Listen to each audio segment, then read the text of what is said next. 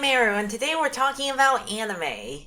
Dynazenon is a sequel, prequel, continuation of Studio Trigger's Gridman universe. The titular Dynazenon is inspired by Dynadragon, a character from the original Gridman who didn't appear in Gridman. Anyways, while Dynadragon in the original show was just a power-up for Gridman, Dynazenon seems to be more of its own thing, and the show is seemingly divorced from Gridman for the time being. Though I am interested in seeing how they'll connect this show to that one in future episodes. Anyways, while this show does kind of have a similar premise to Gridman, it does change up the formula enough to feel somewhat fresh. For one thing, Dynazenon turns into a bunch of toys whenever it's not in use, and as an avid fan of purchasing frivolous plastic myself, I certainly approve. Also, the show seems to have a lot more mecha and super robot elements in it. Not that the original Gridman didn't have any, but this show certainly has a bit more emphasis placed on them. The characters are shown piloting the robot inside cockpits, and Dynazenon doesn't really seem to be sentient yet. He's less of an Ultraman ripoff, and more of its own thing. Like Gridman, there are plenty of references to other shows like Transformers, most of which I didn't catch, though the one that I did notice was a Galgai Gar reference in episode 4 that blew my mind. Also, apparently in the world of this show, kaiju attacks are commonplace enough that people can just nonchalantly resume business one day after giant robots wreck shop in the heart of a bustling city. Which, I mean, isn't that far off from how our real world handles disasters? Much like Gridman, this show's CGI is really good, which is more than I can say for most anime. Really helps to wash out the bitter taste of Lil Miyazaki Jr. A lot of the characters in this show have similar looking designs to those from Gridman, which I can only assume will come into play later on.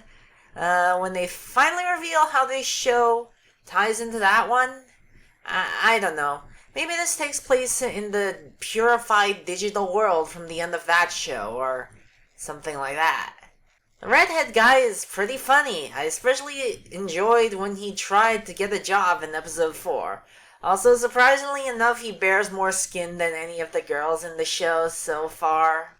The blue-haired kid, not much I can really say about him, except he's probably gonna end up dating the red tall guy. I mean, they have a pretty, homosexual subtext going on.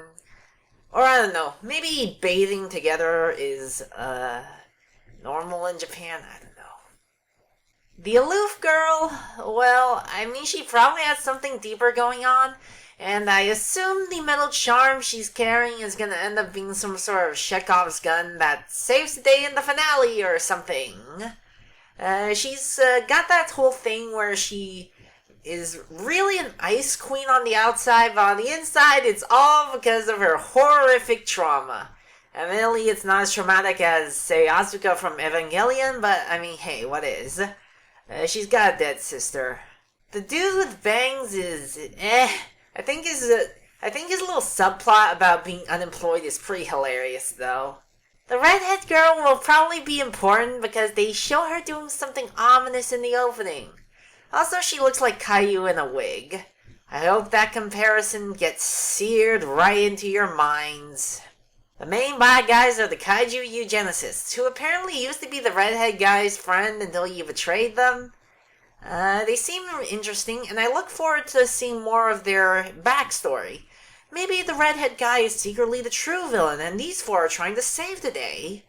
Also, they mentioned that apparently Dynazenon is a false kaiju, which I find to be quite interesting. Presumably, this is because Dynazenon turns into a robot monster instead of a flesh and blood monster. Also, the lady's thighs can crush watermelons. Anyways, apparently the redhead guy is based off a character from the original Gridman who was a zombie that could control dragons. Yeah, he and the other kaiju eugenicists are 5,000 years old, and everyone seems to brush it aside so nonchalantly. Then again, this is a universe where kaiju attacks are as big a concern as a global pandemic, so I guess that checks out. Anyways, it's revealed that apparently Dynazenon is a gift he received from some woman 5,000 years ago, and my speculation immediately jumps to several suspects. The two girls from Gridman, the Aloof Girl, or Redhead Caillou. Though Redhead Caillou seems the most likely, I mean, first of all, they show her in the opening with red eyes, which has got to have some sort of deeper meaning, but more importantly, she's a child in a Japanese cartoon. And let's just say Japan has a track record of reinforcing my bitter misanthropy and crushing any faith I have in humanity with just how many gold medals anime has won in the sport of mental gymnastics. Dynazenon itself is honestly pretty cool looking, and I love how the core robot can combine with each of the different vehicles individually without forming the whole thing. Though, admittedly, this coolness is kind of diminished when you've already shown the full combination of all four of them in action. I mean, it's kind of like having the appetizer after you've already eaten dessert. Its design is appropriately toyetic, though sadly it seems the only figure we'll be getting of this robot is from Good Smile. And from what I've seen of their other Gridman figure, yeah, I don't have high hopes for this thing to get a good toy. Imagine spending hundreds on a figure just to apply stickers and cut runners. Anyways, the core robot is rather charming. I love how it has like this dragon head and a scrawny body. Oddly cute in its own way. Also, the stealth bomber is pretty cool. I love the combiner mode's faceplate because I am a sucker for giant robots who wear faceplates.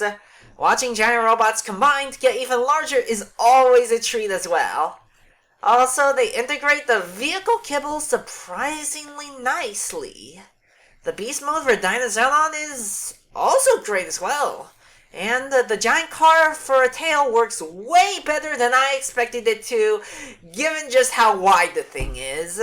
While Dynazenon is pretty good looking, I'm not sure yet if he's better or worse than Full Power Gridman.